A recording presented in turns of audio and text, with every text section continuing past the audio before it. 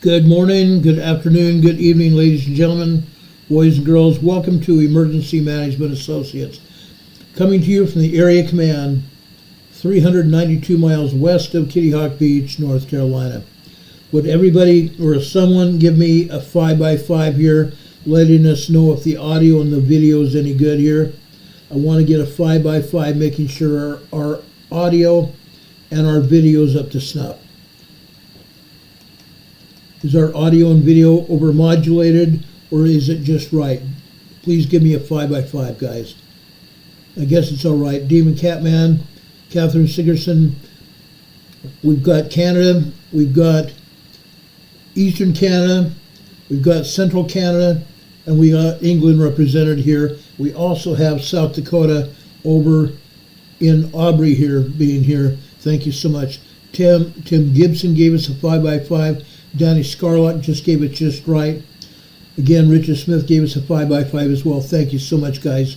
We really appreciate it. God bless you for that. Folks, I first want to talk about what's going on in the United States first. Then we're going to give another lesson tonight on the Cascadia megathrust earthquake. We've had a lot of blowback about Cascadia.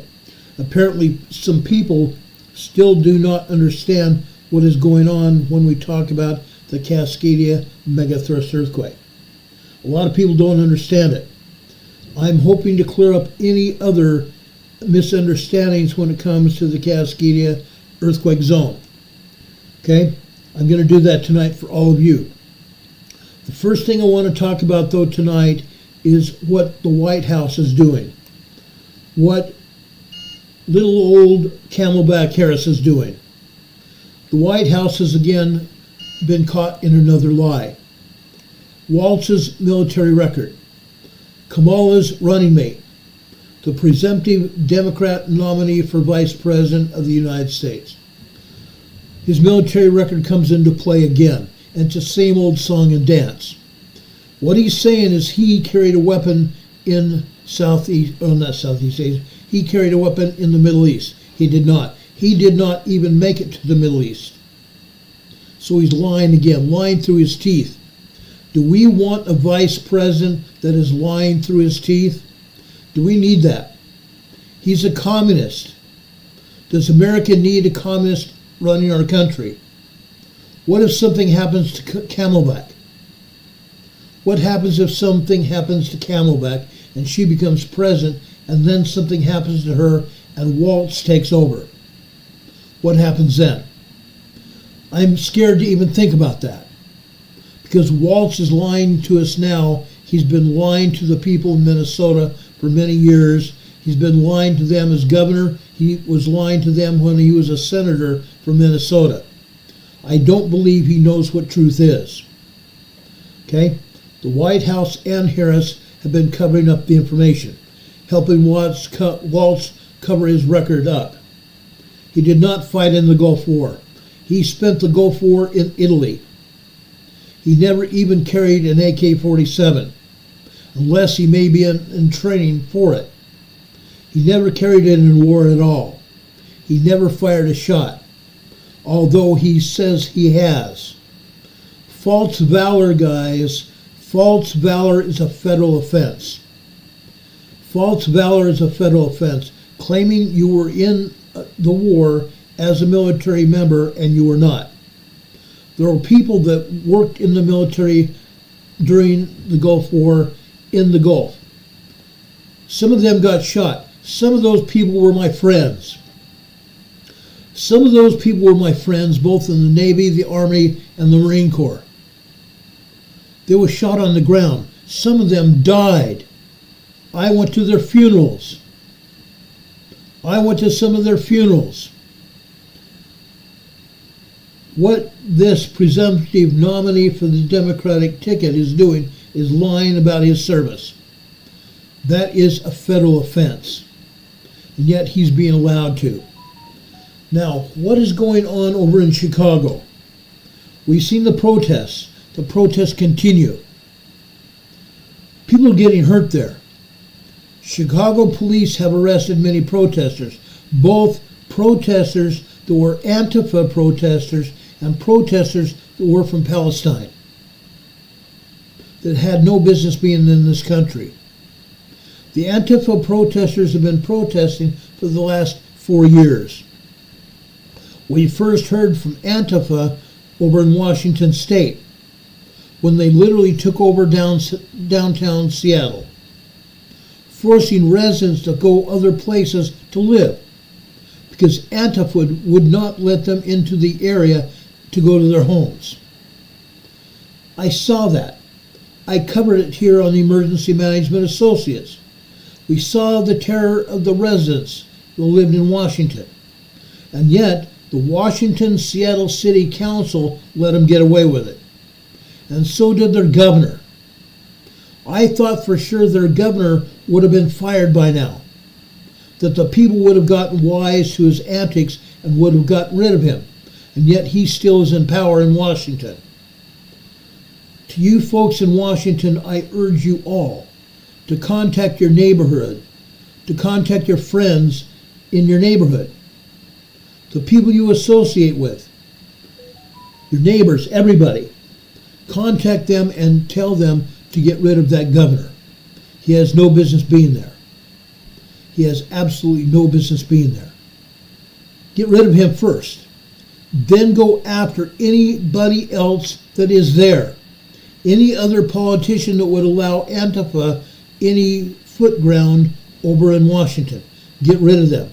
And I'm also telling you in Portland, all of you people in Oregon, get rid of your governor. Governor Brown doesn't even deserve to be there. I'm not talking about violence. That's not what I'm saying. Get her out of office. Vote her and the governor of Washington out of office. And anybody that even gets any foothold in Washington that is communist, get rid of them. Keep them out of politics in Washington and Oregon. You will save your cities. Now, I saw many good police officers leave the Portland Police Department. I saw many people in Seattle, Tacoma area leaving their police departments because they were being persecuted. They were literally being run out of town. They were being completely run out of town because they were just trying to enforce the law. The politicians in Washington tried to defund the police. They were unsuccessful. Camelback and her people want to defund the police again. They were very successful in some communities, including in Minnesota, Minneapolis, Minnesota. The police are now just barely recovering now. They're just barely able to do their jobs. And I'm talking about the police departments in Minneapolis and the surrounding areas and the sheriff's office. They're just barely coming back. If you want to go look at patrol from the sheriff's office side, go over to the live patrol or patrol live on Facebook Watch. You can watch what they're doing there. Those men and women are good people. Those men and women are good people. Now, while I'm saying that, we do have bad guys in every police department. We had bad guys in my own police department until we got rid of them, including a sergeant, actually 2 sergeants, and our chief of police. Bad guys to the max. I urge all of you to stand up for what is right. Stand up for what is right in all of your communities. It doesn't just have to be someplace in Washington State or Oregon, California, Arizona, Nevada, South Dakota, North Dakota, Minnesota, North Carolina, South Carolina, Florida. It doesn't matter where you are. Stand up for rights.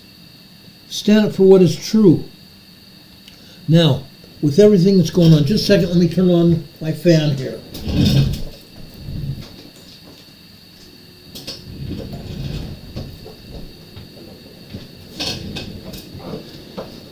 It's hotter than blazes in my office.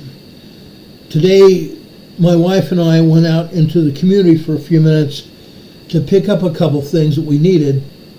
and it was fairly decent temperature outside, maybe low 70s. That's the lowest temperature it's been during the day for a very long time. Nighttime temperatures last night got down to 56. That's the lowest nighttime temperatures we've ever had. That's a record. But that's not going to stand for very long. Next week it's going to be back up into the 80s and 90s, and maybe even going over to 100. Anyway, getting back to what we're talking about here. We need to keep these communists out of office, including Camelback and Mr. Waltz. They're liars, they're cheaters. They don't belong in office at all. Now, along with that, we saw what the Secret Service did a month ago. They allowed President Trump to get shot. They absolutely allowed President Trump to get shot. And the Secret Service is covering it up. The Secret Service absolutely covered it up. There was at least one shooter, possibly two. And not just that. The Secret Service cut back on President Trump's Secret Service protection. They cut back on the Secret Service protection, and they allowed unservice agents, meaning untrained agents, fully trained agents is what I'm talking about. They allowed unfully trained agents to be part of his detail, and they did not give him enough agents to even protect him. And that's why he got shot. The Secret Service allowed it to happen, as we talked about in past episodes of this program.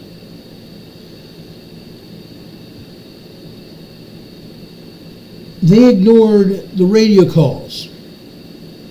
They ignored the radio calls about crooks being on the outside grounds of the event there in Pennsylvania. They allowed him to be there. Normally, if there was someone acting suspicious in a presidential area, whether it's a rally or whatever it was, that person would have been escorted out. They would have made sure that that person did not have any weapons at all. They would have made sure that that person didn't stay in the area. Yet they allowed him to stay. They did not approach him. Even when people in that area saw crooks on the top of the building, the only thing that they did was send 2 police officers over to that building. One police officer boosted the other police officer on his shoulders to get him up to the building roof. The officer that was holding onto the building roof saw crooks. And crooks threatened him. Get down or I'll shoot you. So the officer did drop down. The other officer whose shoulders he was on heard that sound of those commands from crooks. Both of them got on their radios and reported to Secret Service communications. They reported to Secret Service Command, and Secret Service Command did nothing. Now, the Secret Service can deny, and I've heard both Cheatley, who was the Secret Service director, and her now acting director there that's supposedly running the Secret Service now, both of them stated, oh, we had no radio communication with the cops that were on the ground. The cops were supporting the Secret Service protection. The Secret Service denied that those police officers had anything to do there. They denied that the police officers on the ground any communications, yet the Secret Service had radios from the police and sheriff's office there in their communication center. And yet the Secret Service denied it. The Secret Service lied about the Trump assassination attempt completely.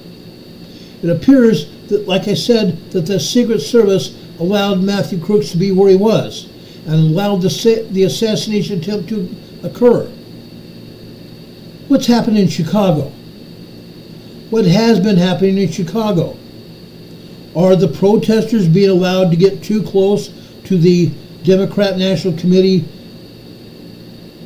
arena, to the Convention Center arena? I think they have. The protesters, both Antifa and the Palestinian protesters that are there, have broken down fences. The police department in Chicago, as I said before, have arrested a lot of people. Now, my big question is, have the police been allowed to prosecute those people? Or have the Democrats told the police to let them go? Stop them from protesting right then, but let them go. That's happened before. We've seen it happen in Washington. We've seen it happen in Washington, D.C. We've seen it happen in Portland, California, Minneapolis. The police department tries to enforce the law, and yet, what happens? The Democrat communists in power tell the police to let them go. I'm continuing to ask this question until we get answers. And I want righteous answers from the police. Are the police being allowed to do their jobs? Are the police being allowed to prosecute those individuals that continue to violate the law? That's what police need to do. Prosecute and enforce the law. Is the Secret Service and the DNC, meaning the Democrat National Committee and the convention, allowing the protesters to be there? Is this putting a damper on what Secret Service protection that Camelback and Waltz are getting? If so, why is that so? Is this going to allow Camelback and or Waltz to be in a precarious situation where somebody might take their life? I think this deserves to be known. I think the American people who are paying taxes to support the Secret Service, we deserve to know what's going on and what services that the Secret Service is actually doing. Is the Secret Service playing too thin? Are they spread too thin? Right now, just so you know, Camelback, who's had her own Secret Service protection since she was vice president, has nearly doubled it since she has assumed the austere position of running for president. She's also brought somebody else into it, Waltz. He also has Secret Service protection. Trump has had his own Secret Service protection since he was in office. When he left office, his Secret Service protection went down, but he was still being protected, and Biden several times tried to cut off his Secret Service protection. Now there's somebody else involved, J.D. Vance. J.D. Vance and his family are receiving protection. Is the Secret Service spread too thin? It might be the case. Why do I say that? Because, folks, now the Secret Service has 4 times the responsibility. 4 times the responsibility. Their numbers were cut back by Cheatley. Their numbers were cut back by Cheatley during Biden's administration. The Secret Service only puts through maybe 100 people a year through the Secret Service Academy at Quantico. Out of 100 people that go to the academy, only about 10 or 15 finish. That's how stringent those academies are. Only about 10 or 15 people finish the academy. Out of that. And I hate even saying this. This troubles me to say this. But Cheatley, when she took over as a Secret Service director under the Biden administration, she said she wanted 30-30. For every 30 Secret Service agents that were male, she wanted another 30 female. DEI. Allowing people to be there that maybe not have protocol to be there. Did they lower the standards for those women to be there? Not all the time. There are a lot of good female Secret Service agents, just like there are a lot of female police officers that are very good.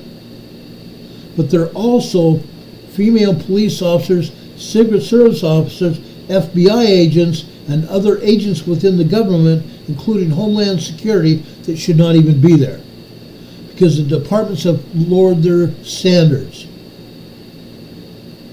I would like to see those numbers. I would like to see those training numbers to make sure our presidents are getting the adequate protection that they deserve, and anybody else that deserves Secret Service protection. And I'm talking about RFK, Robert F. Kennedy. He asked Biden for Secret Service protection, and Biden denied it. Biden denied it, hoping that RFK would get hurt and he would be out of the running for President of the United States, and that has not happened. Now, while I'm talking about RFK chose his vice president nominee, who is a woman. Now, I don't remember her name right off the bat. It starts with an S. His vice presidential nominee said to Fox News that RFK was offered a position in the Trump administration if he would come over and support President Trump. And I think his vice presidential nominee also was given a possible position. Now, given that situation, RFK is holding a news conference on Friday. Later, President Trump is also holding a news conference on Friday. So Friday, I have a feeling we're going to find out that RFK is going to join the Trump administration, and he's going to support President Trump ongoing. Now, that's going to offer Camelback a real decision. She's not going to have support from those Democrats. A lot of Democrats that supported RFK are no longer going to support RFK. They're probably going to go over and support the Trump administration, which means that the Democrats are going to have less people that were going to support Camelback. And that's also giving more numbers to Trump to win the election in November. What else is going to happen? Is Camelback going to do what the Biden administration also did in 2020? Are the ballot boxes going to be protected? Are the ballot boxes going to be protected? How about the ballot boxes that are put out on the streets in communities in Nowhereville, America?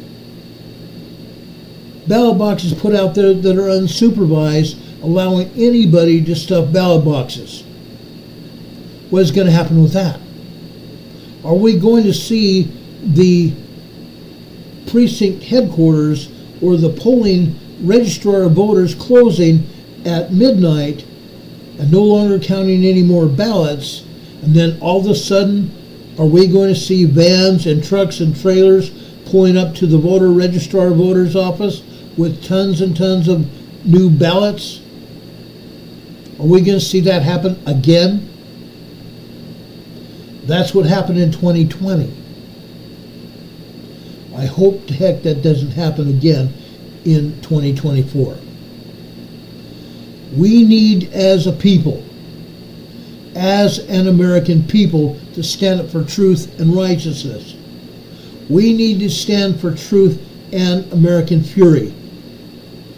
I'm talking about American fury to stand up for truth and whatever we have to do to enforce the law. To make sure our laws are enforced and not allowed to be breached. Because that is how Biden got elected. We need all of you to stand up. We need all of you to go wherever you are in your places where you live and make sure that you get your friends and neighbors to go with you. Strength is in numbers. Make sure your friends and neighbors, your family members, stand up for what we have going here. We need to make sure our presidency is not overtaken by demons, by outlaws, because that is exactly what I believe Camelback, Waltz, and the other people in the Biden administration are. They're outlaws. They're outlaws. Okay? I hate saying that, but it's true. Ernie Martinez is talking about 20 million votes came across the border. I agree. There are 20 million outlaws here in the United States. 20 million illegal aliens here in the United States that Camelback and Biden allowed to have happen. Biden sent Camelback to the border. Biden appointed her as a border czar. I heard the press conference. Biden appointed her as a border czar, and yet she's never been to the border. She's never been to the border. That is a big, huge stab in the back. Biden appointed her to be border czar, and she's done nothing. Camelback is coming back and saying, if you put me in office, I'll do this, that, and the other thing. Camelback has had 3.5 years to do this, that, and the other thing, and she's not done it. Camelback hasn't done squat. She's allowed our borders to be overrun by 20 million illegal aliens. Probably a quarter of those people are terrorists. A quarter of those, I'm going to say 3-4 million people. Those 3 or 4 million people are terrorists in this country, ready to attack this country. And I know personally that I've seen video from the Customs Border Patrol cameras, Customs Border Patrol or Border Protection cameras at the border. I saw some of these illegal aliens, they're called gotaways. I've seen them coming across in battle fatigues, military fatigues, carrying weapons. I've seen it. It's not just sidearms. They've not just been carrying sidearms, they've been carrying battle-weary weapons, such as AK-47s and such. I've seen the videos. So we have terrorists that have swarmed into this country, ready to do battle with the citizens of this country. Are we going to allow it to happen? President Trump said he immediately, day one, right after his inauguration, would go after and start deporting at least 1 million of those illegal aliens. That would be 1/20th of the problem. 1/20th of the problem. Camelback says it's impossible to import or deport those many people. I hope she's not. She's wrong. I hope she's wrong. Because those people need to leave. Those people need to leave.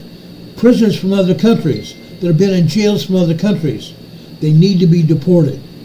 There are terrorists from other countries that need to be deported right now.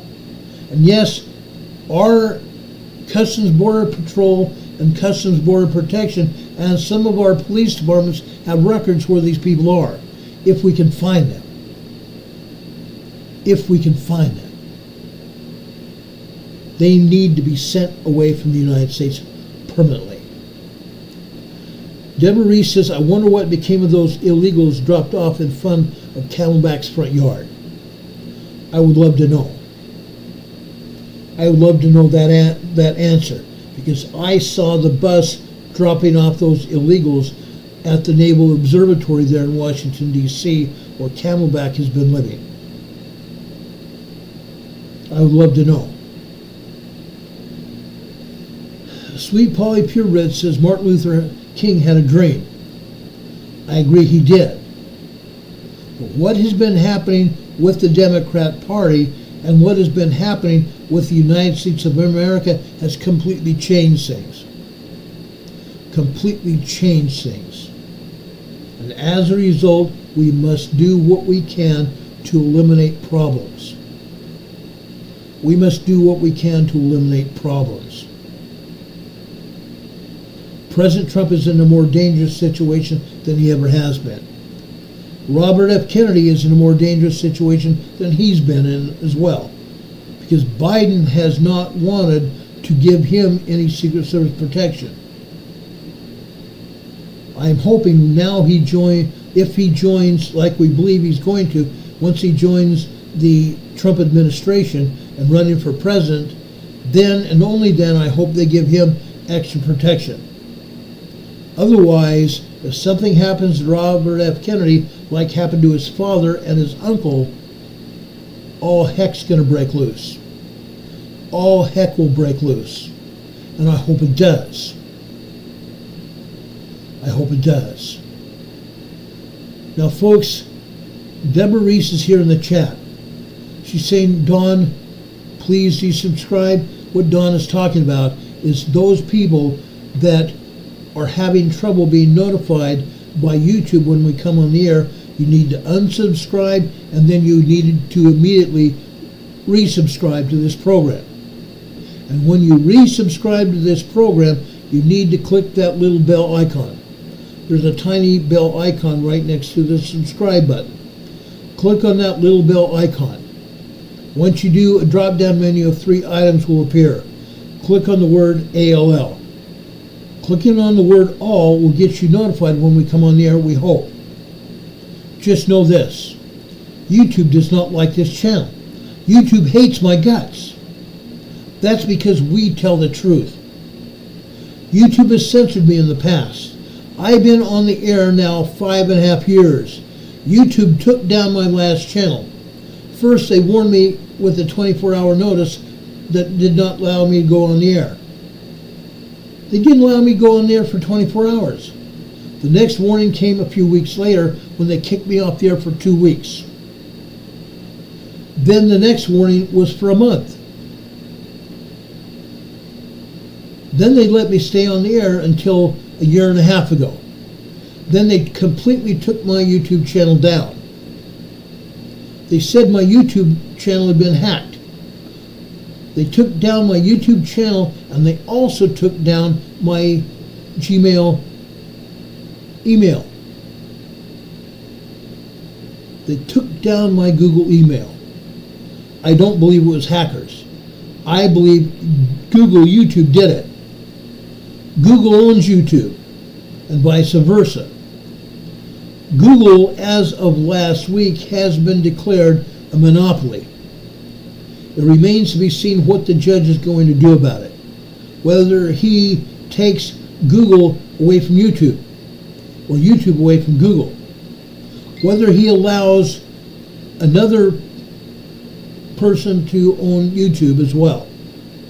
That being Elon Musk. There has been many rumors out during the last 2 years that Elon Musk was going to buy YouTube. I hope that's actually happened. That way we may get some free speech back here in America. Because YouTube has been censoring me heavily. YouTube has been censoring me heavily. I have been demonetized on this channel for a long time. My last channel was also demonetized. The only money I get is from you guys in Super Chat. YouTube does not pay me for the ads they put on my channel. They don't pay me for all the ads. And yet they're putting more ads than ever onto my channel, onto our channel. They're not paying me for those ads. Yes, it's only pennies on the dollar, but they're not paying me those pennies either. And yet they heavily commercialize my channel. They also take 40 to 45% of the money that you give me in Super Chats. And yet I do love your Super Chats. I do. Please don't misunderstand me. When you guys give me Super Chats, at least I get some of the money. That's why I've told you several times in the past 2 weeks, if you want to support me, go over to our PayPal locations and our Venmo locations. We have our PayPal addresses right below this video in our program description. We have our PayPal locations also there. We also have our local address here, our post box. It's 104 North Green Street, Box 105, Morganton, North Carolina. Morganton, North Carolina. The zip code is 28655. So if you want to send us cards and letters, which we would love to have, you can send us donations in the middle of the cards and letters. A lot of people do that. They just stick the donation right in the middle of the cards and letters, and we get it. We've only had one problem in the past 5.5 years. That's not bad. Now, I've kept every card and letter that you all have sent me. I consider those cards and letters sacred, because you guys have told me about your lives. You guys have told me that you guys have supported me. You guys have told me about your families. You supported me with donations. Like I said, I've kept every card and letter that you sent me. I also give you notification when we get those letters, and I tell you when we received them. I show you the cards and letters. And then I make note that you guys gave us a donation, which I greatly appreciate. NCWQ says I'll eventually send you a card. Rebecca, I appreciate that as well. I love your cards and letters. Lately, we've only maybe received 4 cards and letters over the past month. September 20th, I have to make a decision. September 20th, I have to make a decision in just a little less than a month, whether I'm going to be able to keep our post office box. It costs $60 every few months to keep the post office box. I'm only getting maybe 2 or 3 cards or letters with support every month. Yes, I've got 4 cards and letters during the past 4 weeks. I appreciate that. But folks, we need to make sure that you guys send us cards and letters, or we're going to have to shut down the post office box. We don't want to. I have kept that post office box for all of you since I first started this program, because I love hearing from you. So please help me with that. Please help me with that, okay? My buddy Don Patoka's here in the chat. All of our mods here are my dear friends. Don Patoka says Homie was a professional bushwhacker for the past 40 years. For your safety and well-being, please remember, Homie knows absolutely nothing. What you do is about you. He's absolutely right. What you do is about you. What I do is about me and you. Because I am trying to actually motivate you. I'm trying to stand up for truth. I'm trying to help each one of us in our communities, in our towns, our cities, our neighborhoods, and our countries. That's because I believe in you. I believe in you. Just like I believe in my buddy Dean over in the southeastern part of England. Our buddy Vagabond over in Ireland, I believe in. Both of those people are very good friends of mine. I appreciate all of you who are here in this chat and who support this program.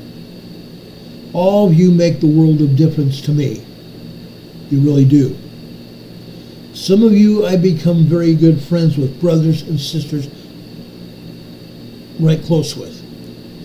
All of you are my EMA family. I care about each one of you. I care about each one of you. Sweet Polly Purebred says it's food on the table, you need to do what you need to do. I agree. Please take care of yourselves. If you have anything extra, please share it with us to keep this program on the air. Okay? We appreciate that. Rebecca's here, NCWQ Worldwide News and Disasters Explorer says P.O. boxes cost a lot. She says she has one and have to have it for her daughter for legal purposes, and they cost big time. My post office box also costs big time. Ray Spur says they're buffering me. That's because I stand up for truth. YouTube doesn't like me.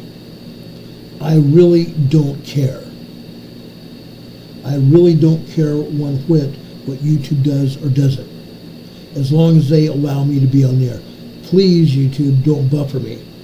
You don't want to mess with me anymore. I promise YouTube, you don't want to do that. Anyway, do any of you have anything more to say about what I've already talked about? I want to make sure I've answered your questions, that I've come to your statements and given you full notification what you're doing. I want to make sure you all know that I care. Sweet Polly Purebred says her safe or her post office box is safer. I hope it is. I hope it is.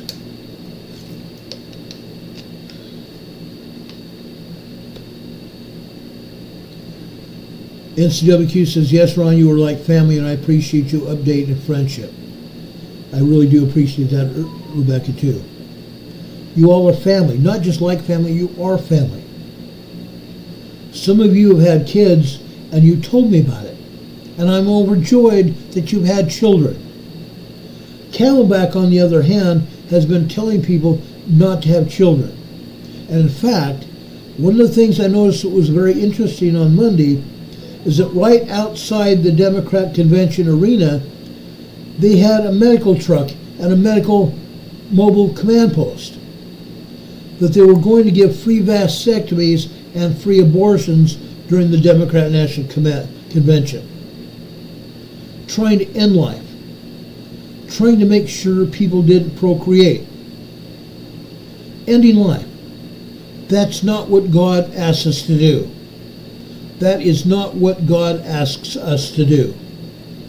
And yet, right outside the Democrat National Convention, they're ending life. That is an abomination before God. And those people will have to be held accountable. Not by me, not by you, but God will hold them accountable. Okay? It's insane. It's wrong. It's absolutely wrong. Anyway, I know I've gotten on my soapbox, and I'm sorry, but I felt it was necessary. Now, the rest of the program tonight is going to be centered on Cascadia. I've had a lot of people talk to me about Cascadia during the last 24 to 48 hours. So I'm going to talk about Cascadia. I want you to understand what Cascadia is. I want you to understand what Cascadia is and why it's important. Okay? First off, right here. This is the Cascadia subduction zone. This is the Cascadia subduction zone, guys. Let me enlarge this picture even larger here. The Cascadia subduction zone stretches from Queen Charlotte Island to the north of Vancouver Island that you see here. It stretches from the southern part of Queen Charlotte Island all the way down to Northern California. You see where it's called the Vancouver Profile? Just to the west of that is the Juan de Fuca Plate. To the north of there is the Explorer Plate. To the north of that is the Pacific Plate. Down to the south, we have the Pacific Plate and we have the Gorda Plate. The Cascadia Mega Thrust earthquake is going to occur at the northern part of the Cascadia subduction zone off the coast of Vancouver Island and Seattle, Washington. Right between the Cascadia subduction zone that runs along the coastline of British Columbia all the way down to Northern California. Right between the Cascadia subduction zone and the Juan de Fuca Fault. That is where the Cascadia subduction zone earthquake is going to occur. It's going to be a major earthquake. It will be a major earthquake. Some scientists have believed it's going to be at least an 8.5 major earthquake. Other scientists have done their calculations, and say it's going to be a 9.2 major earthquake. Regardless, anything over a 7.0 earthquake is considered to be a major earthquake. It's going to happen off the coast of Vancouver Island and Seattle, Washington. It's going to devastate this area.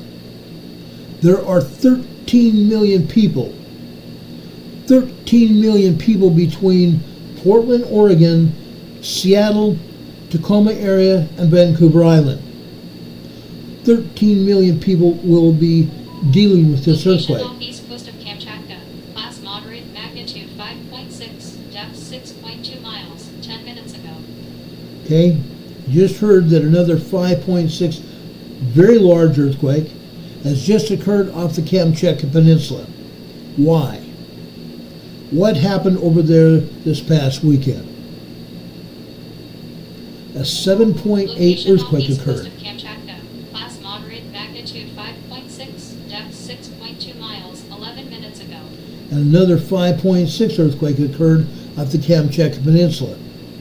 Because Saturday there was a 7.8 earthquake there. That area is going to be a hot button position for earthquakes for probably months and even years. That's because a major earthquake hit there. Nearly an 8.0 earthquake hit off the Kamchatka Peninsula. Now, 234 years ago, January 26, 1700, it began as a normal day. It began as a normal day. Except on that day, there were only North American Indians in the Vancouver Island area and British Columbia, and over in Washington State area and Oregon. There were only North American Indians living there. That earthquake hit that evening. The Cascadia mega thrust earthquake hit that evening. The American Indians there in that local area thought that it was a great big bird fighting off a whale. Yes, that's what the American Indians thought. A great big bird fighting off a whale. They didn't understand what happened. Nobody did. Nobody did. Now that earthquake shook all the way up to Alaska. It shook the ground all the way to Alaska. It shook the ground all the way to northern Mexico. It shook the ground all the way to northern Mexico. Why? Why did it shake the ground all the way to northern Mexico? Let me show you why. I'm showing you now the full contribution to the Cascadia subduction zone. Again, I told you that the Cascadia subduction zone runs all the way south, all the way from the southern part of Queen Charlotte Island to the north, all the way down to northern California. At that point, and you can see it here, the Cascadia subduction zone intersects with what they call the Gorda Escarpment. Here in this particular slide here, it says the Mendocino Fracture Zone. The Mendocino Fracture Zone. The Gorda Escarpment. Okay? It connects there. The Cascadia Subduction Zone connects with the Gorda Escarpment, or the Mendocino Fracture Zone, and the San Andreas Fault. And you can see that San Andreas Fault in this picture. December 2019. December 2023.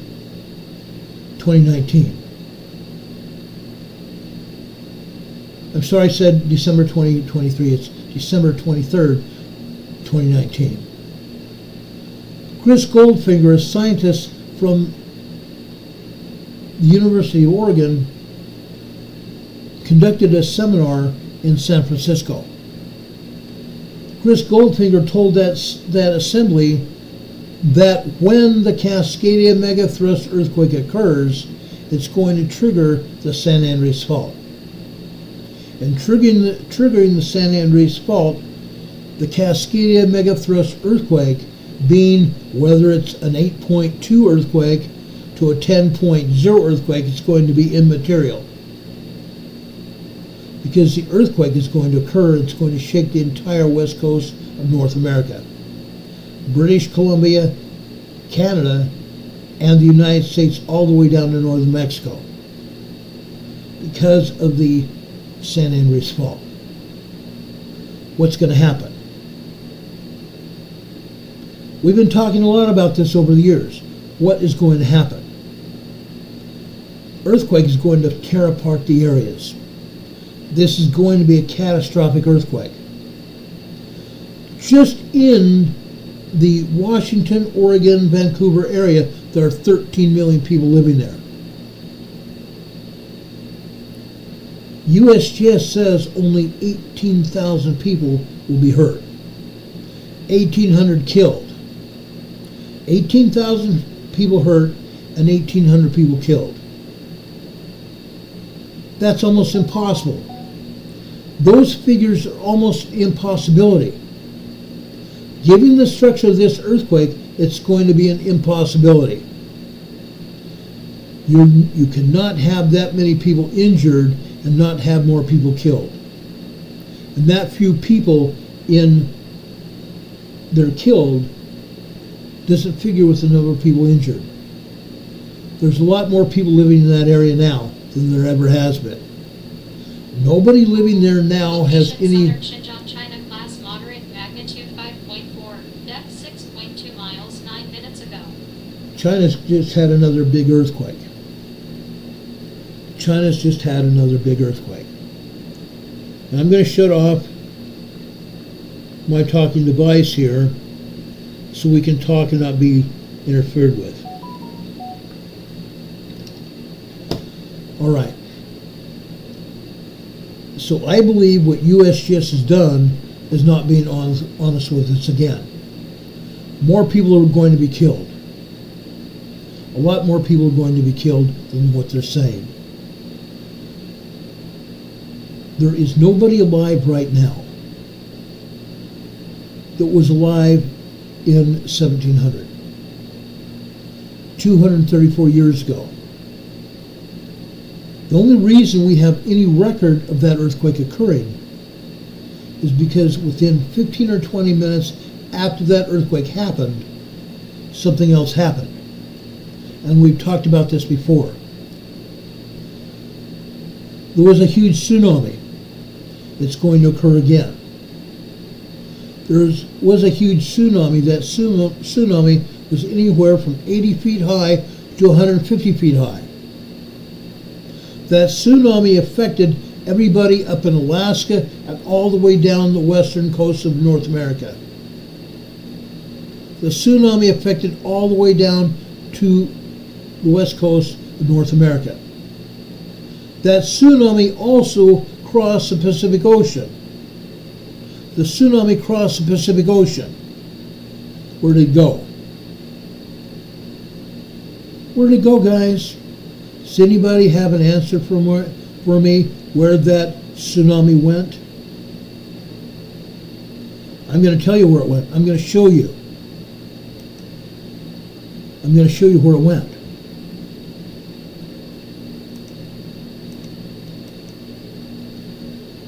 Folks, this tsunami went all the way across the Pacific Ocean.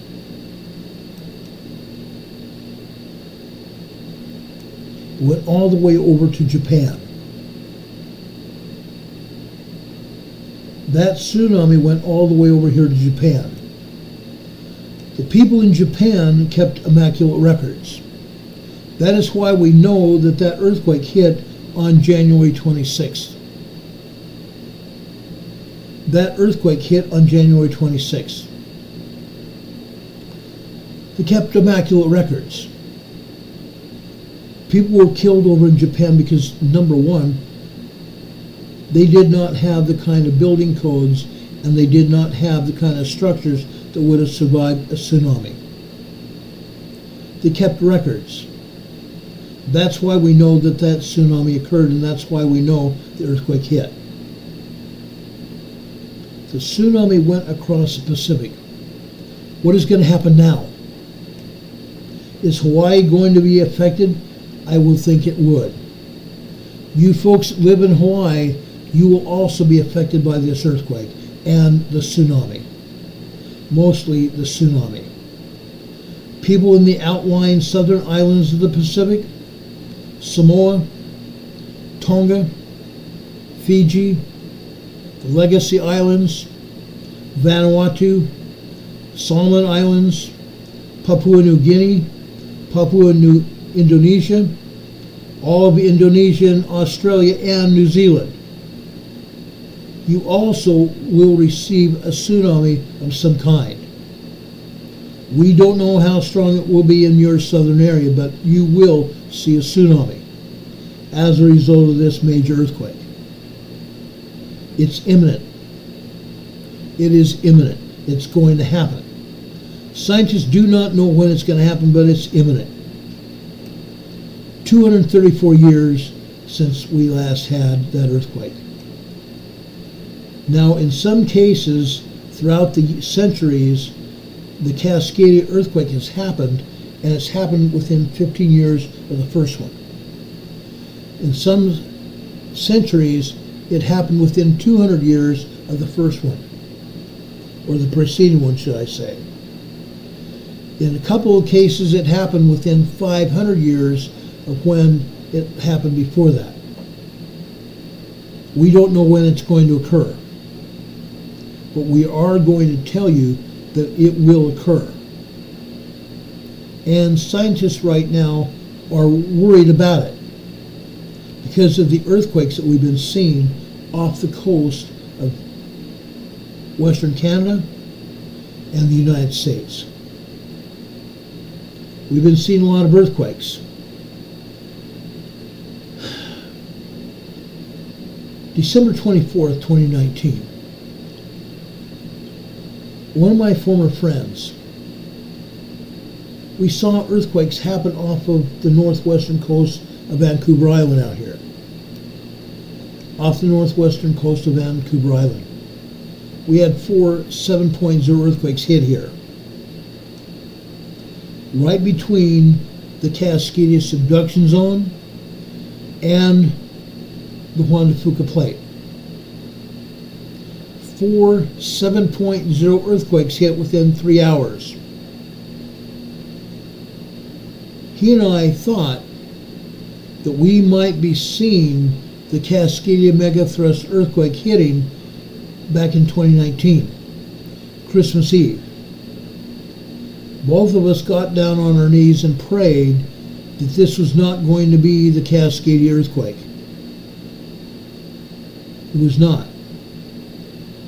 I and many others did not want to see the 8.0, 9.0, 10.0 earthquake hit on Christmas Eve, devastating families on the day that we were celebrating the birth of Jesus Christ, Christmas Day.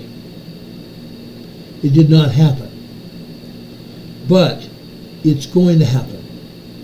I personally believe, this is my own feeling, and some scientists believe it's not going to happen for 50 years. Other scientists are saying 25 years. I'm going to say within the next 5 years, we're going to see a Cascadia megathrust earthquake hit right over here. Right over here in the northern part of the Cascadia subduction zone, off the coast of Vancouver Island and Seattle, Washington. It's going to devastate this area. I promise you it will devastate this area. And within 20 or 30 minutes, there will be a huge tsunami, anywhere from 80 to 150 feet high. What's going to happen? Why is that going to happen? Folks, it's going to happen. Well, let me bring you a slide here. Let's get out of this USGS map. I did not even want to show this map tonight, but it's important to understand what's happening.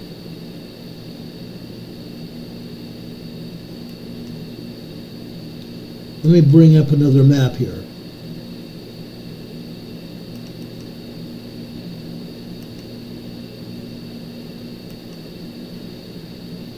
Okay, now I'm going to decrease the size of this map because you're not going to see the full effect of what I want to show you unless we do that.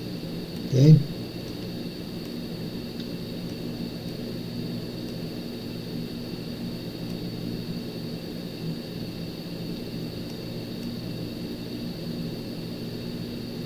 I want to show you what's happening.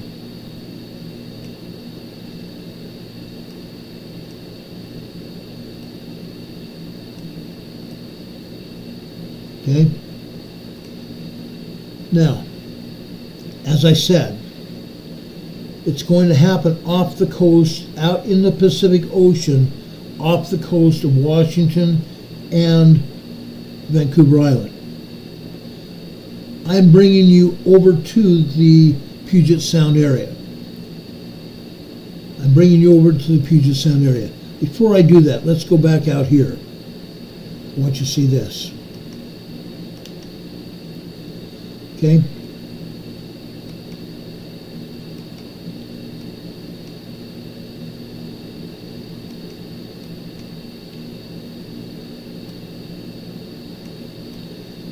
This body of water that goes between Vancouver Island and the Olympia Mountains of Washington over here at the coastline, it's called the Strait of Juan de Fuca, going right between Vancouver and Washington. Okay? That Strait of Juan de Fuca is, the earthquake is going to force water to go through there. It's going to shake this area violently. Earthquake is going to shake for at least 10 minutes. At least 10 minutes. What's going to happen? This whole area will literally be almost destroyed when this earthquake hits. What else is going to happen? Within 15 or 20 minutes after the earthquake hits, the water at the shoreline is going to be pulled away from the shoreline out to sea. It's going to leave the beaches completely blank. It's going to leave the beaches of Vancouver Island, Washington, and even possibly even Portland area blank. The beaches will not have any water on them. Within 15 or 20 minutes, the water is going to come running right back. The water is going to inundate this area. The water is going to completely inundate this area. Now, this is why I brought this map here. I want you to understand what is going on here. And this is important. This is very, very important that you understand this. When that earthquake hits, it's going to turn the Seattle-Tacoma area into a great big huge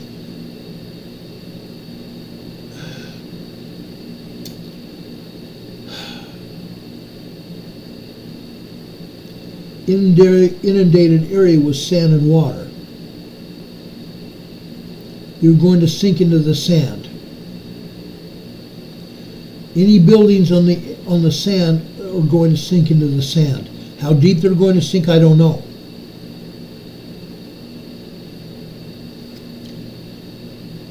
The whole area is going to sink like quicksand, and that's not a joke. Everything's sitting there, from telephone poles, traffic signs, stop signs, buildings, bicycles, houses, everything's going to sink. If there's anybody on the sandy earth area, anybody that's on the loamy area, the water table is going to rise when that earthquake hits. It's going to turn those loamy areas, those sandy areas, into quicksand, and everything's going to sink. Within 20 to 30 minutes after the earthquake hits, a great big huge tsunami is going to inundate the area. What the earthquake doesn't destroy, the tsunami will. The earthquake is going to be said that's going to reach at least 5 miles inland. And I'm going to say 5 to 10 miles inland. 5 to 10 miles inland. The experts say that the tsunami waters will reach Interstate 5, everything west of Interstate 5. It's going to destroy everything. Like I said, what the shaking doesn't, the tsunami will. But let me promise you this. We are still seeing aftershocks over in Kamchatka Peninsula. Today. It hasn't yet been a week, and yet we've seen hundreds of earthquakes. Hundreds of aftershocks from Kamchatka Peninsula. And they're still shaking, as I just told you a few minutes ago. 2 more earthquakes just now. That's what's going to happen here in the Seattle-Tacoma area. SeaTac is going to be destroyed.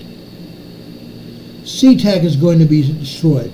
Lumi Island is going to be destroyed. Orca Airport is going to be destroyed. Everything on the seafront is going to be destroyed. Waterfront Park. Simulated tide gauge is going to be destroyed. Elliott Bay is going to be inundated here. As I stated to you before, this area around the Olympia Mountain is going to also have water. How deep will it be? I don't know.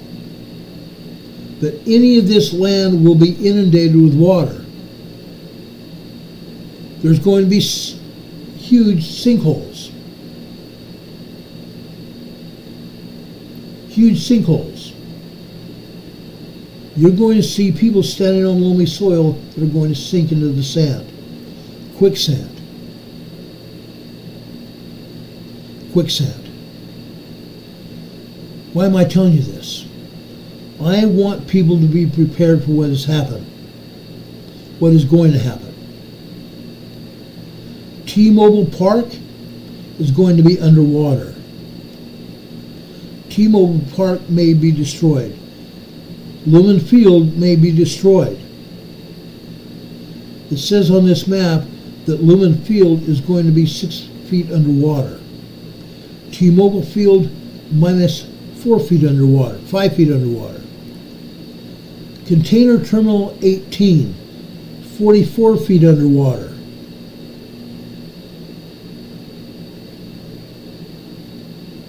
The first wave crest is going to be 5 minutes after the earthquake. The wave arrival is going to be less than 3 minutes. The waterway here is going to be inundated with floodwaters, 12 feet deep. The Duwamish waterway here is going to be 3 feet deep. Harbor Island, 7 feet deep.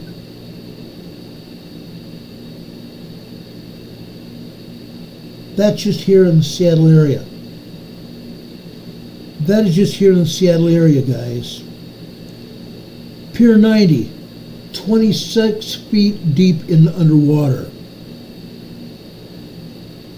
Smith Cove Park, 20 feet deep.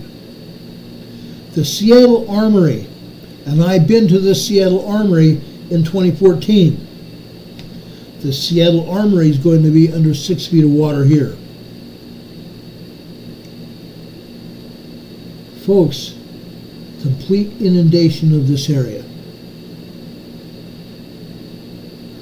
I want you to understand what is going on here. It is important for everybody to get this.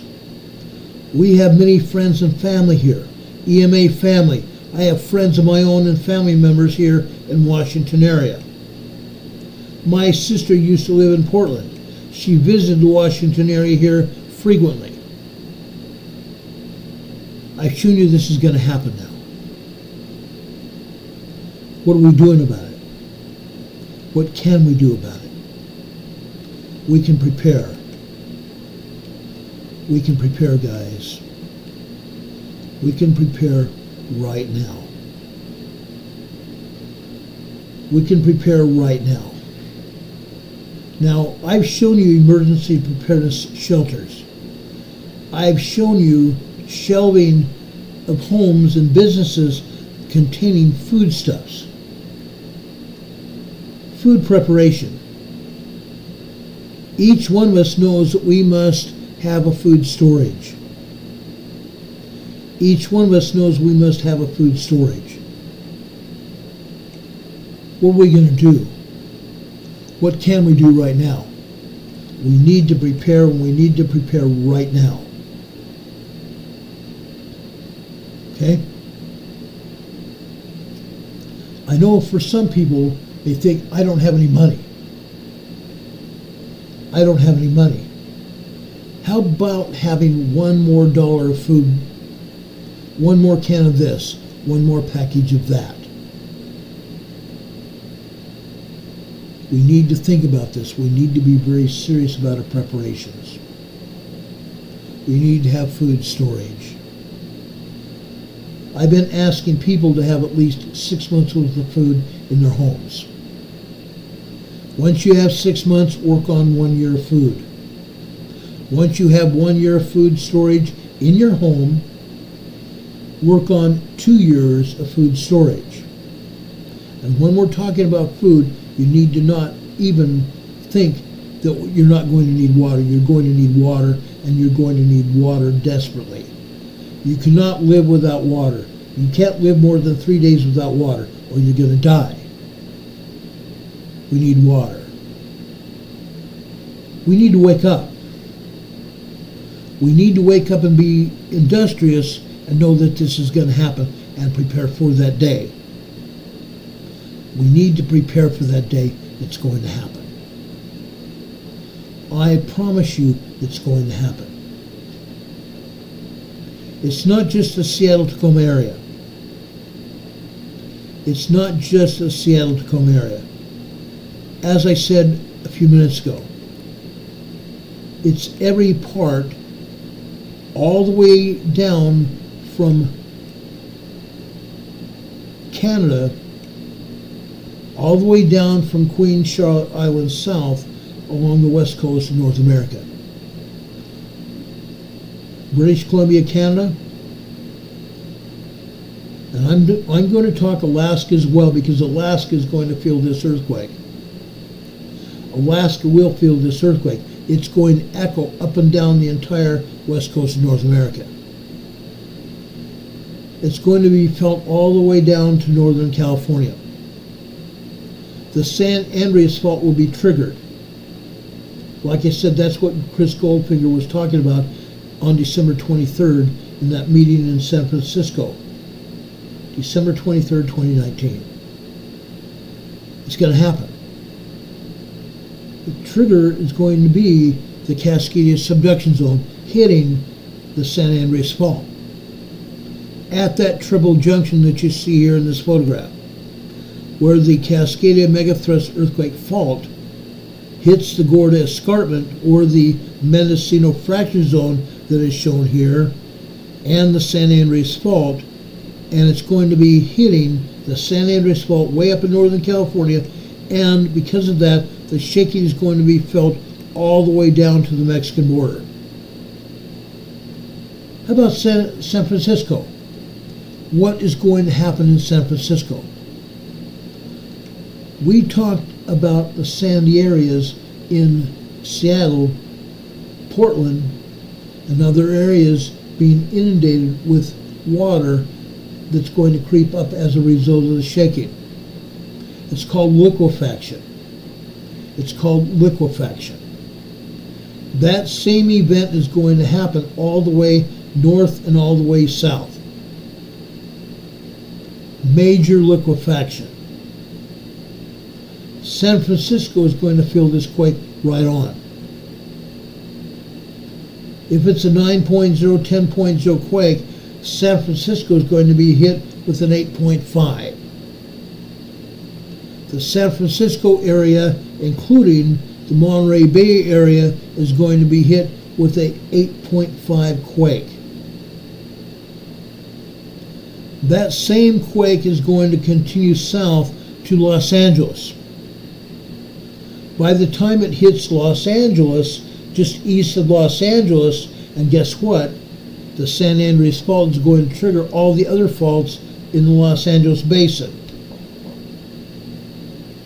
So Los Angeles is also going to be inundated. An 8.0 to a 7.0 earthquake is going to hit in the Los Angeles area. San Francisco and points south are going to be totally destroyed.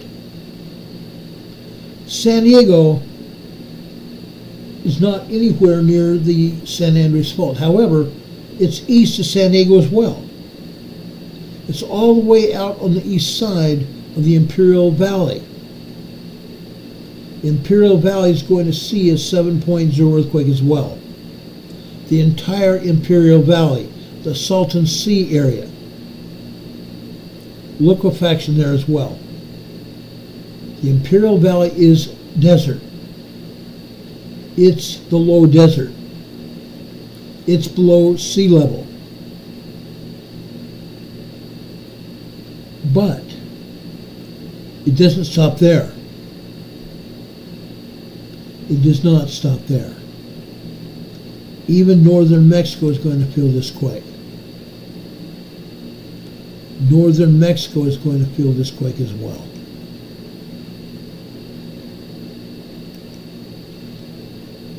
Now, I'm sorry I don't like talking about this quake. It distresses me because a lot of you are going to feel this quake. A lot of you are not going to be prepared either. A lot of you aren't going to be prepared either. That's why I keep talking about this. That is exactly why I keep talking about this.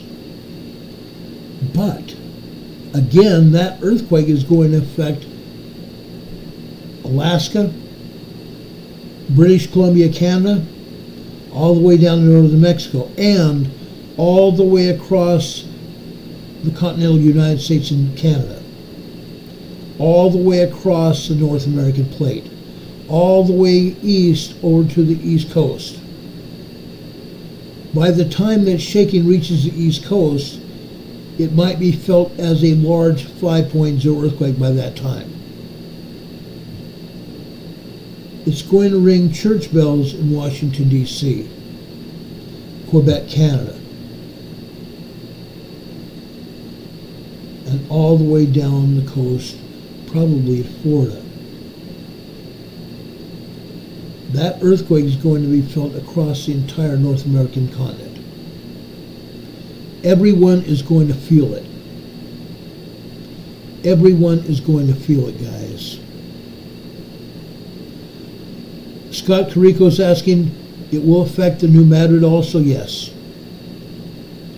Now, you guys are asking about the New Madrid Fault. Way over here on the east side of the eastern part, I'm sorry, not the eastern part, but all the way over here to the east side of central United States.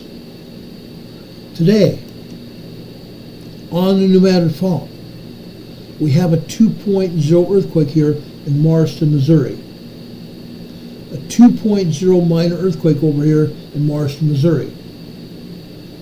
Now, I've told you a lot about the Cascadia earthquake. It's going to hit within the next 5 years, is my estimate. But over here on the New Madrid, I don't expect it's going to take more than 2 years for us to have an 8.0 to 9.0 earthquake here on the New Madrid Fault. On the New Madrid Fault. The New Madrid Fault comes over here all the way down to New Orleans, Gulf of Mexico. It also stretches up here to the Great Lakes, Illinois, Indiana, and Ohio. And then it goes east up north. That earthquake is going to be felt all over the eastern United States. So possibly we may see a pneumatic earthquake in the next 2 years.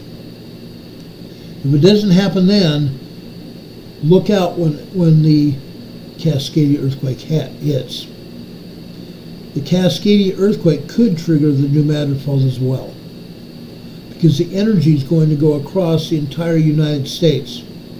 And by the time it reaches over here to Arkansas, Louisiana, Missouri, it's going to be packing a wallop. It would trigger the pneumatic earthquake. It could possibly trigger the pneumatic earthquake with the beginning earthquake of a 6.0. But that 6.0 here will multiply to an 8.0 earthquake. In the past 2 years, we've been on the air 5.5 years. In the past 2 years, we've seen seismic energy go from tremors, 1.0 to 1.9 tremors on the pneumatic fault, all the way up to 4.0, 4.5 earthquakes. That's during the last 2 years. So if this is any estimation where the pneumatic fault is going to go within the next 2 years, it's very likely to blow up here. The pneumatic fault is literally probably going to blow up, and we're going to see a major earthquake here. And that earthquake is going to shake the entire eastern United States and shake the surrounding areas over into Texas and points north. It's going to happen. It will happen. Okay? Now, my dear friend Don is saying, fear does not stop death. It stops a lie. Worrying does not take away tomorrow's troubles. It takes away today's peace. Be aware. Research, vet, and verify everything. Proactive prior preparation is your insurance. Proactive prior preparation is your insurance. It is going to be the only insurance that you could have, because this earthquake is going to happen. I should say these earthquakes. But right now, we're primarily talking about the Cascadia megathrust earthquake. It's going to happen. And there's been a lot of talk about it. That's why we're here talking about it right now. That is exactly why we've been talking about it right now. I want to make sure people are knowledgeable. In that knowledge that we're giving you now, we're giving you some kind of preparation, so you can be ready for what happens. Because you ultimately are going to be held responsible for what happens. If you're prepared, you're not going to fear. The coming Cascadia megathrust earthquake is going to give us risks.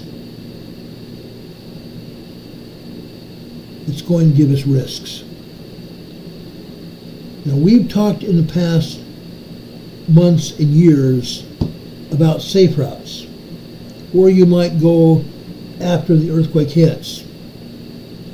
The upcoming Cascadia megathrust earthquake, or what we've termed to be a CMTE, there are only safer routes and safer zones. Some associated risks can be avoided entirely. Other risks could be reduced. Our intent today is to inform you of the associated risks, so that you might act for yourself to reduce your risk of exposure following the upcoming Cascadia megathrust earthquake, according to your own best decisions.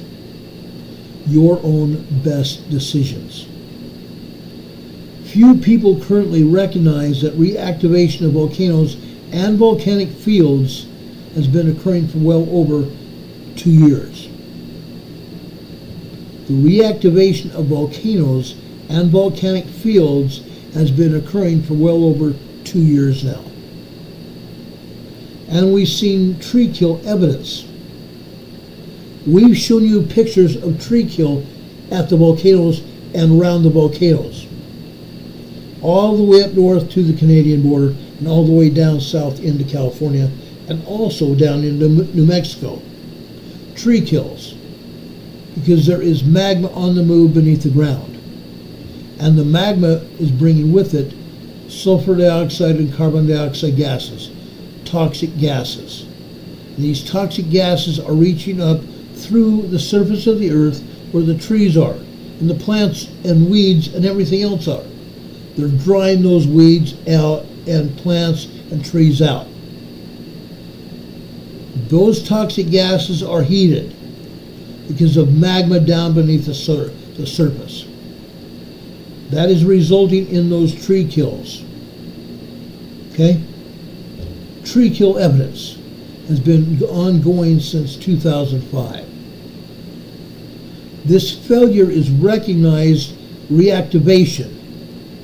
It also includes lesser known smaller volcanoes and fields all the way from Mexico to mid-British Columbia and all areas in between as well as Alaska. The evidence says that the Cascadia megathrust earthquake will be as much a massive volcanic event as it is an earthquake event and a tsunami event. Now, I also have a Cascadia development white paper written by Terry Rumpel, and we'll talk about that another time. We talked to you a short time ago tonight about tsunamis. How high is high enough? Quite frankly, there are too many variables to know for certain how high that tsunami will be. Higher is better. Believe it or not, higher is better. Our best estimation is 600 feet. Location To allow- Islands. Breeze class light. Magnitude 4.2. To allow for the worst possible potentials. 600 feet high to allow for the worst possible potentials. There is no one absolutely certain that knows how large this Cascadia megathrust earthquake is going to be, nor the tsunami that the earthquake causes. There are superquakes in the CMTE history, superquakes that have come up at earthquake cluster ends. This last occurred in 2 out of 3 clusters in the last 10,000 years. The evidence says that we are likely at a cluster end this time. We are likely at a cluster end. That doesn't mean we're out of the ballpark. It does not mean that we are out of the area. It only means that we need to get busy. We need to make sure we're in the right area for the right reason. We need to make sure we're trained. We have the knowledge of what's going on around us. If we're not prepared, we're goners. If we are not prepared, we are goners. I'm telling you that right now. I'm being straight up with you right now. We need to be prepared, and we need to be prepared right now. We do not have any more time at all. It's our estimate that this earthquake could happen at any time, literally. Literally. Sometime between now and possibly 5 years from now. We don't know exactly, but the one thing we do know is it will happen. And we've been watching this for a very long time. We've been watching this for a very long time.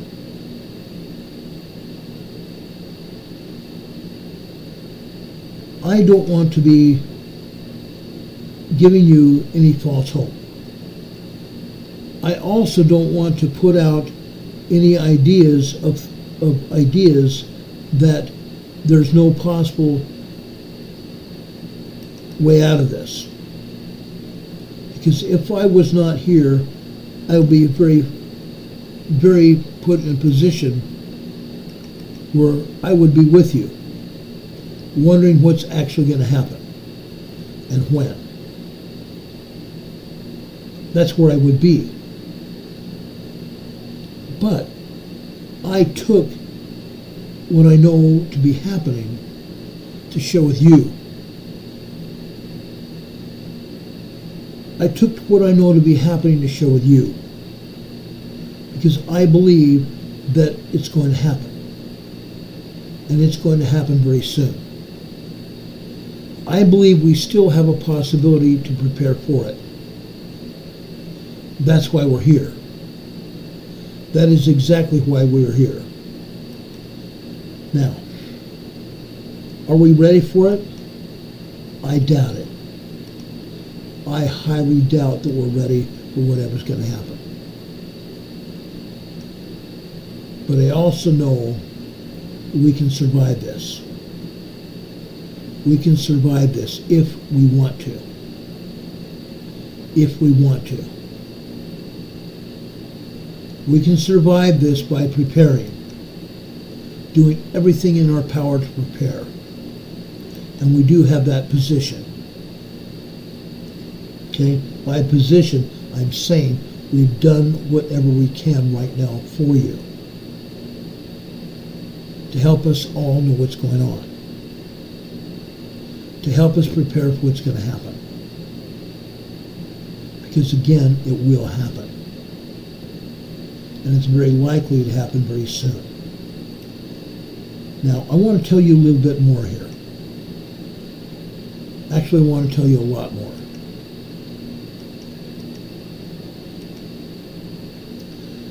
The Cascadia megathrust earthquake is going to be a big one. There are volcanic processes that are going to release the Cascadia megathrust earthquake, and it's been underway for years now. These volcanic processes have been underway for years. And I'm going to say 5 years. Now, this is a bold statement to make.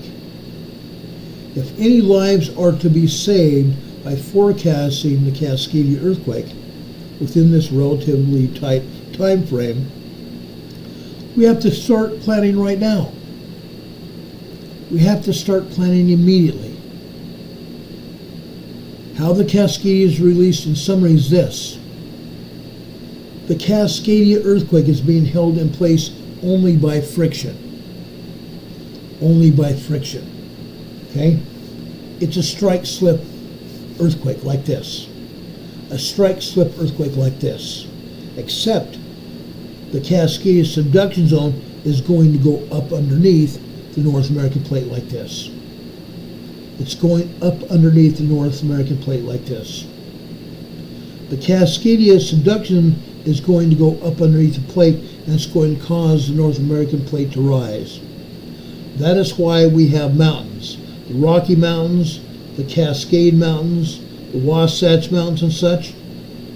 The Cascadia subduction zone has been subducting for a very long time. It's called mountain building. Mountain building. This zone is under the Cascadia chain of volcanic mounts. Volcanoes.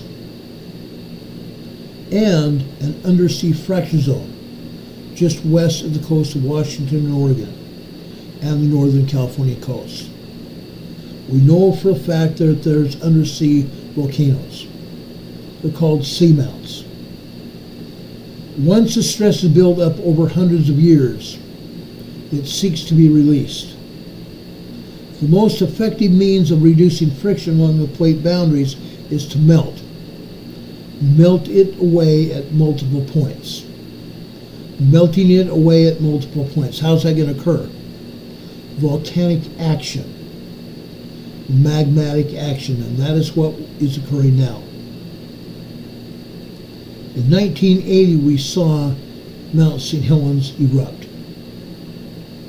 Mount St. Helens erupted again, I believe it was 2023. I'm sorry, not 2023, 2003. It's continuing. Yesterday I showed you seismograms showing activity at Mount Rainier, activity at Glacier Peak, activity at Mount Baker near the Canada border. I showed you activity continuing down at Mount St. Helens and activity down at Mount Hood in Oregon. This activity we showed you is very precipitous of the earthquake that's going to hit. These volcanoes are moving. These volcanoes are moving. Magma is causing earthquakes at these volcanoes. And these earthquakes caused by the fracturing of rock caused by the magma inside the volcanic chamber, they are just warnings to us of what's going to happen. Those earthquakes that we saw happening at these volcanoes yesterday is just one more sign of what's actually happening. The most effective way of releasing stress at the plate boundary is to melt it away at multiple points. Volcanoes. This is occurring now. We have compiled evidence that we've shown you over the last few years, and that evidence is verifiable. We originally thought that the Cascadia megathrust earthquake could be forecast within a period of months. Fortunately, we were wrong. We have discovered that there is an intrinsic relationship between the activity at the volcanic mountains of British Columbia, Washington, Oregon, and California, and the release of the Cascadia megathrust earthquake. Volcanic action. Volcanic action, folks. It is scientifically established that the Cascadia megathrust earthquake is a subduction zone earthquake.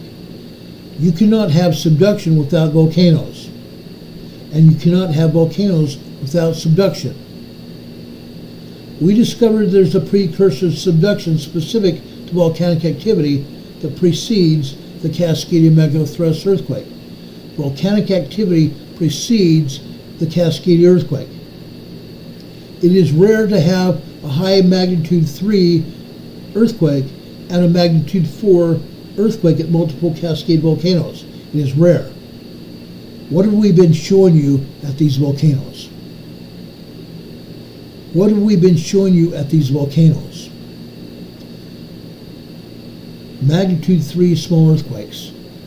Magnitude 4 to 4.5 earthquakes at Mount Rainier, Mount St. Helens, and even Mount Hood. Yes, we've even had magnitude 3 earthquakes at Glacier Peak. I have shown you those earthquakes when they've occurred. Now, this will be our warning of the impending earthquake, the impending Cascadia megathrust earthquake. 2 or more multiple 4.0 or larger earthquakes within a very short period of time, maybe a week or less, and or an eruption of at least one of the Cascade Mountain volcanoes, an eruption of at least one of the volcanoes in the Cascade Mountain range. The speed of the process of the release of the Cascadia megathrust earthquake is unknown. We don't know the process. Nobody, like I said, has been around when the earthquake last hit on January 26, 1700. Nobody's around. Yes, Carol, I did say Glacier Peak. During the past 3 to 4 months even, we've shown you earthquakes at Glacier Peak. The seismogram I showed you yesterday at Glacier Peak was very active. 3.0 earthquake at Glacier Peak yesterday. and the seismic energy is continuing. Careful study over a period of time is going to provide more data that will assist us in understanding the rate of development. Beginning the search for precursor activity. The search for this precursor activity began several years ago. It began with the discovery of a very loose history of Seismic Cone in British Columbia. The Seismic Cone volcano in British Columbia, erupting near or during the time of the 1700 Cascadia megathrust earthquake. Seismic Cone in British Columbia had also erupted. A single mariner's logbook entry that stated that either Mount Rainier or Glacier Peak was erupting during the time period of the 1700 megathrust earthquake. Glacier Peak or Mount Rainier was erupting at the time of this earthquake. There are clues to a connection between volcanic activity and the Cascadia megathrust earthquake. Now, I realize there's not much to go on. Even this information I've shown you tonight is not much to go on. We needed more substantial data, and we searched for it and found it. The process is building pressure over hundreds of years. The process of this earthquake happening has been building over hundreds of years. Carol, thank you for that $10 super chat. God bless you for that. We appreciate that. The pressure has increased over hundreds of years. Now we are 34 years past due for the Cascadia earthquake. This is an established outcome of plate tectonics. Plate tectonics. We just saw this past weekend a partial rupture of the Pacific plate over at the Kamchatka Peninsula. A partial plate rupture, a 7.8 earthquake. The USGS downgraded to a 7.0. A partial plate rupture. Now, we did not have a plate rupture, even a partial plate rupture, over at Kamchatka Peninsula when the Cascadia earthquake hit. We didn't have that. There was no earthquakes at the time over at Kamchatka Peninsula. Now, we have tectonic plate movement. We keep showing you that. We keep talking about tectonic plate movement all the time. Tectonic plate movement in the South Pacific. Tectonic plate movement over in Japan. Tectonic plate movement over at Kamchatka Peninsula, and now also over here on the North American continent. Tectonic plate movement. The Farallon plate, the Juan de Fuca plate, the Cascadia subduction zone, and the Pacific plate movement. Tectonic plate movement. The North American plate itself is being pushed by the Atlantic plate. The North American plate is being pushed in a south-southwesterly direction. And as a result, the Pacific plate, the Farallon plate, the Juan de Fuca plate, the Cascadia subduction zone is being pushed up underneath the west side of the North American plate. This force overcomes the friction at the plate boundary.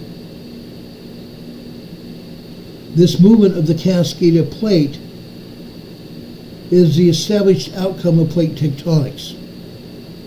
This force overcomes the friction at the plate boundary. The friction. We talked about this before.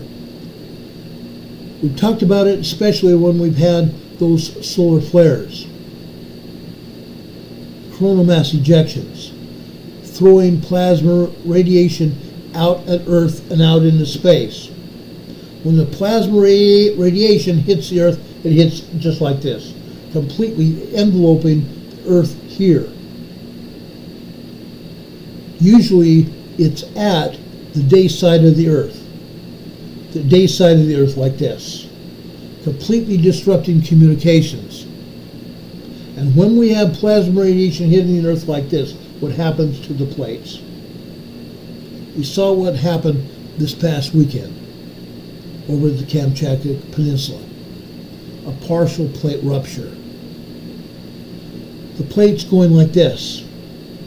The Pacific plate is moving, subducting underneath the Kamchatka Peninsula area.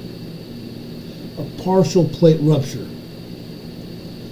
That solar radiation heats up all the gunk and grime, all the dirt, all the sand, all the biological material that's been holding those plates in place. It heats up all that material into a greasy-like substance, a greasy, oily-like substance, allowing the plates to more freely move like this. This is where the earthquakes hit. This is why the earthquakes hit. Because all that substance that has been holding those plates together is always released by heat. It's released by heat. Either from magma down beneath the plate or by solar radiation heating up the plate and heating up the faults. Either way, it's heating it up and the plates are moving. That's what's happening.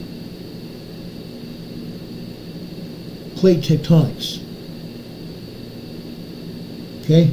The force overcomes the friction of the plate boundary and begins the process of subduction. This presents initially as subduction creep. Subduction creep. Just like we showed you yesterday with the tremor map. The tremor map of Washington State. 576 tremors. Most of those tremors was over on the south side, the south end of the Vancouver Island and north side of Washington State. The northwest side of Washington State where the Olympic Mountain is. Okay? That's where all the tremors were, most of them. Not all, but most of them. What's happening? The boundaries, the plate boundaries are overcoming the friction and held them together. And we're seeing earthquakes. Usually it starts out as subduction creep. The subduction creep causes subduction. Specific seismic tremor signatures to be recorded at the volcanic mounts above and along the contact boundary zone. Tremor signatures recorded at the volcanic mounts, the volcanoes. These signatures are now being recorded at 7 Cascadia volcanic locations. Let me tell you where those volcanic locations are. Every one of the volcanoes we talked about last night. Crater Lake, South Central Oregon. Newberry volcano to the north. Mount Jefferson, Mount St. Helens, Mount Rainier, creep at Glacier Peak, and Mount Baker. Additionally, there's been an increase in tremors at Mount Meager in British Columbia, and seamount activity at 6 seamounts. Undersea volcanic cones from mid-Vancouver Island west and north of Haida Gwaii. Since the 26th of September 2019, we've found a hotspot at Sayax volcanic cone in British Columbia. The Sayax River cone, or the Ayanish volcano, is a young cinder cone with adjacent lava flows. The Sayax cone, also known as Sayax River cone, or the Ayanish volcano, is a young cinder cone in the northern Cordilleran volcanic province in British Columbia. Mount Ediziza, Ediziza, northwestern British Columbia, in Canada. Mount Ediziza is a large volcanic complex stratovolcano about 1 million years old. That volcano is forming the most recent activity group of overlapping basaltic shields, basaltic shield cones, basaltic lava, lava domes, lava flows, and central stratovolcanoes. Mount Edziza contains a 2-kilometer wide ice-filled summit caldera, 1 mile wide ice-filled summit caldera with a central summit crater and several flank vents, meaning sides of the volcano that exploded out. Okay? Volcanic vents in the side of the volcano. The volcano's lava ranges from basalt to rhyolite. Basalt to rhyolite. Frequent volcanic activity of the complex has been ongoing for over 8 million years. But the last eruptions continued and occurred during the last 1,000 years. Mount Shasta, Mount Lassen, Sutter Butte's little-known Mount Trowbridge in British Columbia, and an unnamed Vancouver Island mountain with 2 very clear calderas, one on top and one on the flank. Using overlapping infrared images from the College of Dupage, we undertook a meticulous count of hotspots of West North America. You can go over to the College of Dupage and look at these yourself. We undertook a meticulous count of hotspots of West North America, from mid-British Columbia down to the northern border of Mexico. This included all of the coast, as far as East Alberta, Montana, West Wyoming, West Colorado, Utah, and Arizona.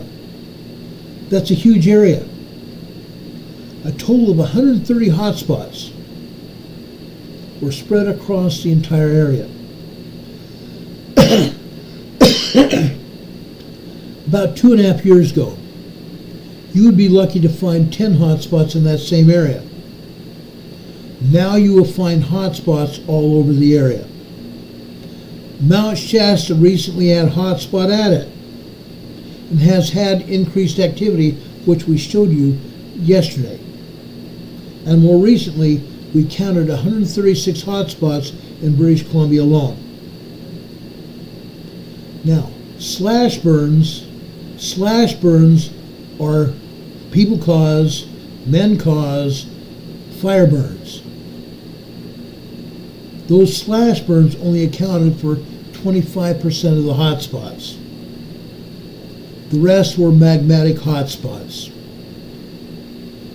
British Columbia had only 17 hotspots before the 26th, just so you know. Now, why are these hotspots important? Because the majority of those hotspots relate to magmatic rise. Magmatic rise that causes crustal heating. Crustal heating. Magma rising just beneath the surface causes crustal heating. Crustal heating has also been responsible for some wildfires that we've had in recent years. Crustal heating. A small percentages relate to fires. Mammoth Mountain has had many swarms of earthquakes as of late. That is also an increase in activity. We've also noticed an increase in numbers of small earthquakes being reported at widespread volcanic locations across Western North America, to include the Mojave Desert of Southern California. Now, in going through all this material, we've discovered a lot of information, a lot of data. Immense pressure is required to create an immense earthquake, such as the Cascadia megathrust earthquake. There's been a demonstrable increase in symptoms of immense pressure going back about 1.5 years. That combined data has been accumulated and reveals the truth of everything that's going on. The seismology also says that the process of subduction is underway. We talked about this. The process of subduction is underway. We showed you subduction of the Cascadia subduction zone going up underneath the North American plate. The moderate 4.7 earthquakes that we've had just during the past few months is evidence, along with the seismic creep, that we witnessed in the same time period. Thus, the melting of the friction points that restrain the Cascadia megathrust earthquake is underway. The subduction-specific signatures prove this. The subduction-specific seismic signatures prove this. And we've continued to show you this.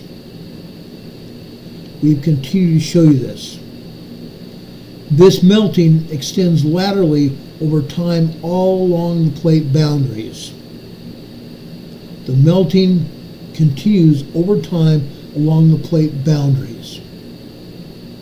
There is also significant data to show that the area east of San Francisco and south of San Jose, California are showing signs of volcanic instability. Let me repeat that. There is significant data to show that the area east of San Francisco and south of San Jose, California are showing signs of volcanic instability. This was witnessed the first time during the final days of October 2019. The final days of October 2019 when there were earthquakes in those areas. These have been shown to have volcanic influence. Los Banos, Tres Pinos, and the Pinnacles. We've shown you earthquakes at these locations, Los Banos, Tres Pinos, and the Pinnacles. We've seen small to moderate increased seismic activity even this year. The area between Vancouver, British Columbia, and Santa Barbara, California is showing signs of volcanism. Between British Columbia, Canada, and Santa Barbara, California has been showing signs of volcanism happening. And this bears further study. And we're doing our best to keep an eye on it. This entire area, and it's a large, long area, hundreds of miles long, bears further close study. This entire area can come apart at the seams in the very near future. We've been watching it. You can go over to the Volcanic Ash Advisory Center. You can also check the Pacific Northwest Seismic Network. We've watched it. We've watched it. Do you guys have any questions about anything we've had to say? I know you're discussing other things right now. I'm asking you all to keep a close eye on what we're saying. I don't want to have to come back here in a few days to explain this all over again. The Cascadia megathrust earthquake is going to happen. It is going to happen. And I believe it's going to happen within the next 5 years. We keep showing you evidence of what's going to happen. We'll continue to show you this so you'll be ready for what's going on. It's going to happen. The Cascadia earthquake is going to happen. And I believe it's going to kill more than 1,800 people, which is what the USGS says. Now, I told you that I don't believe anything that the USGS has to say. Absolutely nothing. They don't have anything for me. They hide earthquakes. They show false data, or they put up false data, hoping that we'll all just go away. And we're not going away. And we're not going away anytime soon. I know for a fact that this is going to happen. We've been studying it. A lot of people have had questions, and that's why we've been talking about it tonight. A lot of you had questions, and I'm not going away. I'm going to face those questions head on, because I believe you all deserve answers. Cowboy Roy Rogers says firm's website shows hotspots when Ron Tyler and Brian Gunderson Geomagnetic Earthwatch are unavailable to show us. Yes, you can check the College of Dupage website. You can check NASA firm's website. This proves it. This is proving exactly what we said tonight. It's going to happen. And we need to be prepared. If we're not going to be prepared, we have no reason to ask for the Lord help us. Because I don't believe the Lord's going to help us if we aren't prepared. How many times have we asked you to pray? How many times, even during the last week, we've asked people to pray? Have you prayed? Have any of you asked God to help you? Have any of you asked God to bless you in your lives and your family's lives? Folks, that's necessary. The Lord is not going to bless our lives if we are not willing to ask Him. I just don't believe it's going to happen. The Lord wants to help us. He wants to bless us. We have to be willing to help Him and keep His commandments. Now, I want to go over to St. John chapter 21. I go all over the scriptures to pull information for you, to give you information, insight in what the Lord wants us to be doing. Tonight I'm going over to chapter 21 in John. In verse 15, and many of you will recognize this story. So when they had dined, Jesus said to Simon Peter, Simon, son of Jonas, lovest thou me more than these? He saith unto him, Yea, Lord, thou knowest that I love thee. He said unto him, Feed my sheep. Feed my lambs. He said to him again, the second time, Simon, son of Jonas, lovest thou me? He saith unto him, Yea, Lord, thou knowest that I love thee. He saith unto him, Feed my sheep. Verse 17, he saith unto him the third time, Simon, son of Jonas, lovest thou me? Now Peter was grieved by this time. This bothered Peter a lot. Peter was grieved because he said unto him the third time, Lovest thou me? And he said unto him, Lord, thou knowest all these things. Thou knowest that I love thee. Jesus saith unto him, Feed my sheep. Why was that? Why did Jesus ask him to feed his sheep? Why did he ask him to feed his sheep? Peter was the oldest apostle. Peter was the chief apostle. Christ was asking him to preach the gospel to the people. Christ was asking him to preach the gospel to the people. Verse 18.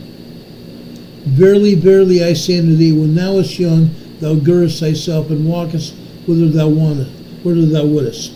But when thou shalt be old, thou shalt stretch forth thy hands, and another shall gird thee, and carry thee whither thou wouldest not. Thus spake he, signifying by what death he should glorify God.